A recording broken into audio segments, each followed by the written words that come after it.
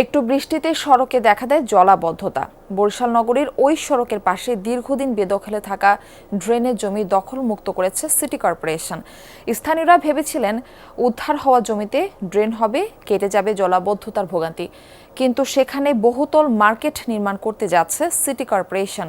কর্তৃপক্ষ বলছে মার্কেট হলে সিটি কর্পোরেশনের আয় বাড়বে। বিস্তারিত কাউসার হোসেনের প্রতিবেদনে থাকছে।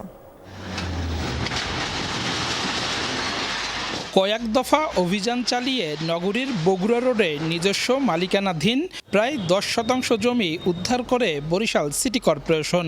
এখন ওই জমিতে মার্কেট নির্মাণের উদ্যোগ নিয়েছে কর্তৃপক্ষ।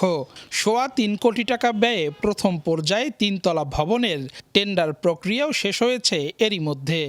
টেন্ডার প্রক্রিয়াধীন আছে, ইভ্যালুয়েশন কার্যক্রম চলমান আছে আর কি। এটার উদ্দেশ্য যদি বলেন, আসলে সিটি কর্পোরেশনের আয় বর্ধনটাই আমাদের প্রধান উদ্দেশ্য হিসাবে আর কি আমরা চিন্তা ভাবনা করছি আর কি। অথচ মাত্র আধা ঘন্টার বৃষ্টিতে তলিয়ে যায় গোটা সড়ক। বগুড়া রোড এলাকায় অবস্থিত জেলার সবচেয়ে বড় সরকারি বালিকা বিদ্যালয়ে আছে একাধিক কোচিং সেন্টার। তাই বর্ষাকালে জলাবদ্ধতায় চরম ভোগান্তিতে পড়েন শিক্ষার্থী সহ সাধারণ পথচারীরা। তাই ড্রেনের জমিতে ড্রেনই চায় স্থানীয়রা। সাবেক প্রশাসক যখন ড্রেনের কাজ শুরু করেছিল তখন আমরা খুবই আশা ছিল আমাদের যে টোটাল রাস্তার দুই পাশে ড্রেন হবে। আমরা শুনতে পারছি এই জায়গায় একটা স্থাপনা করার জন্য আর সিটি কর্পোরেশন একটা টেন্ডার ডাকছে, কিন্তু ড্রেনের জায়গায় তো আসলে ড্রেন হবে। এখানে ভোগান্তি বাড়বে, কারণ এখানে একটা সরকারি স্কুল আছে এবং বিভিন্ন কোচিং সেন্টার আছে। ভূমি অফিস বলছে সিটি কর্পোরেশনের মালিকানা বগুড়া আলেকান্দা মৌজার 3 নম্বর এসে খতিয়ানের 4044 নম্বর দাগে 9.9% জমি ড্রেন শ্রেণীর।